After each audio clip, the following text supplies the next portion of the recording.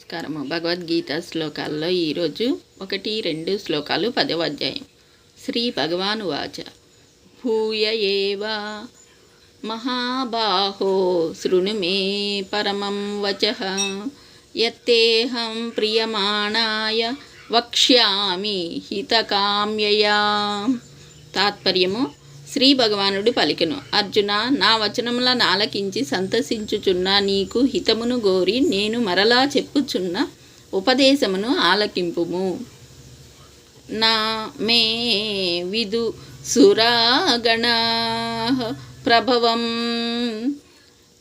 నా మహర్షయః అహమాదిర్హి దేవానాం మహర్షిణాం చ సర్వసః.